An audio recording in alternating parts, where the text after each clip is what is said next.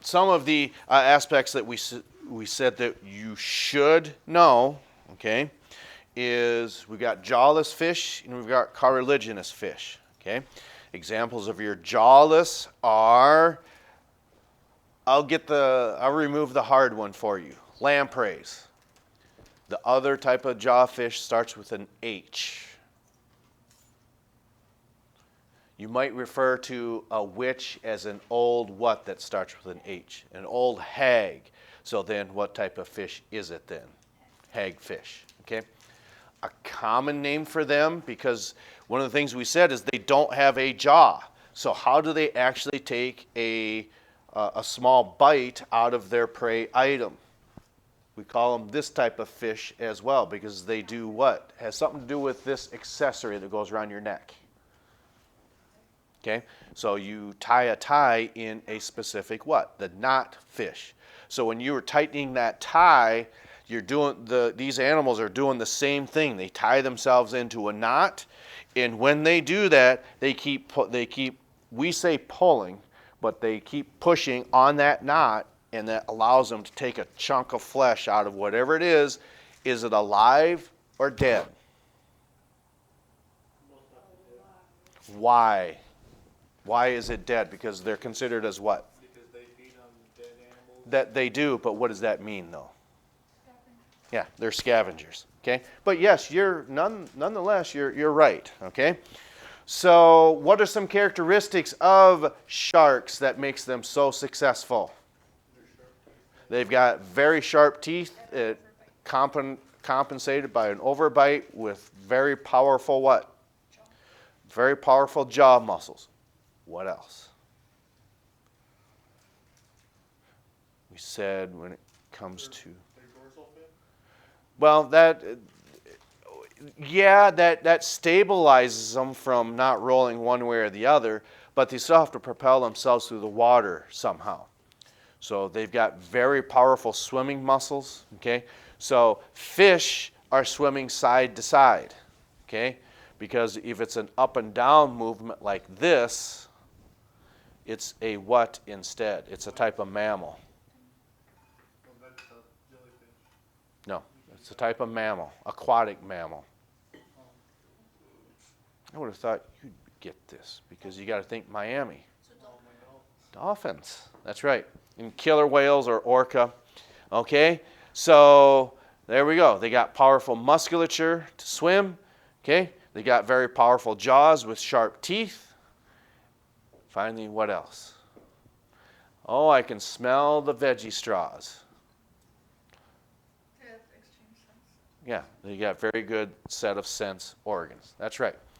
Okay, so as we continue moving forward then, we don't have a whole lot before we get to what we like to call the virtuarium.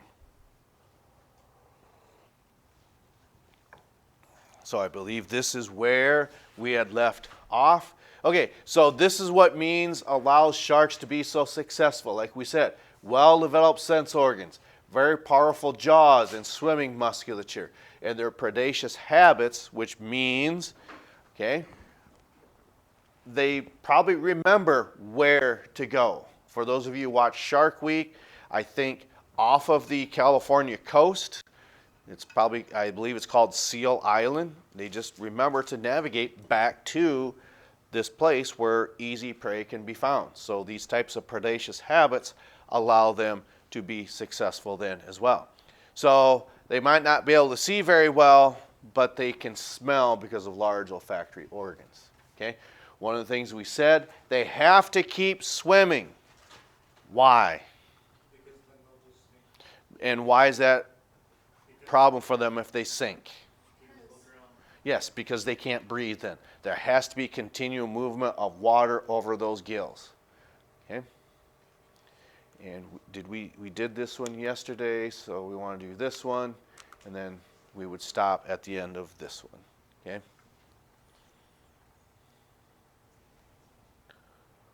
Mr. McKinney, random question. Since they have to constantly be moving to breathe, how do they sleep? They sleep while they're swimming. I believe they addressed that in this video too. Yep. They just go into a catatonic state, I believe. Now,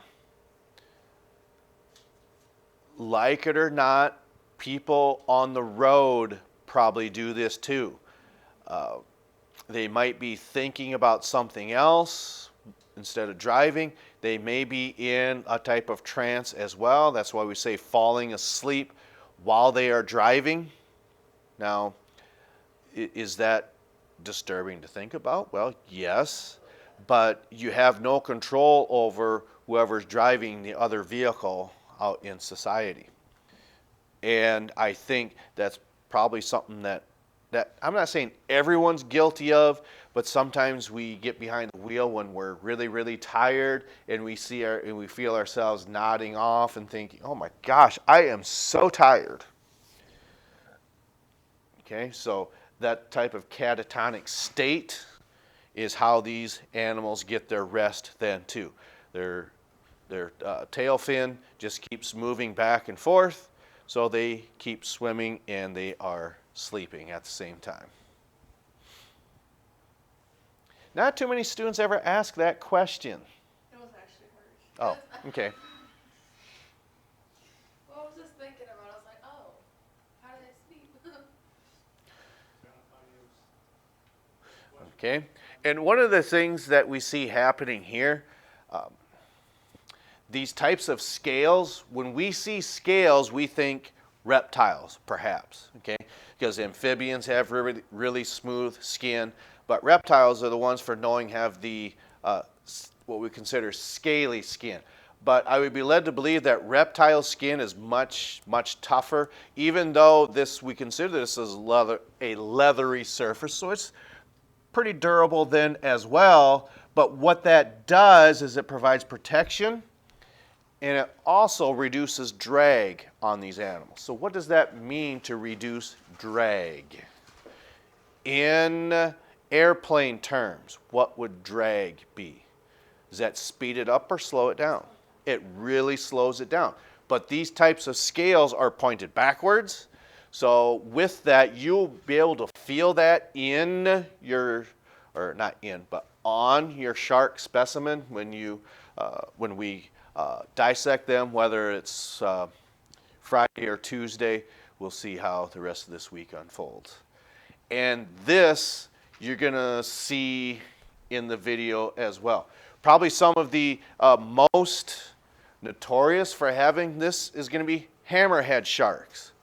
So what nature had selected for these animals to do is when we picture a hammerhead shark, what does their anterior side or head actually look like? It's not that it's a hammer. You can just go like this. Yeah, point your thumbs out. So what we actually see happening, the eyes are actually on the side. They're just look like this type of a structure.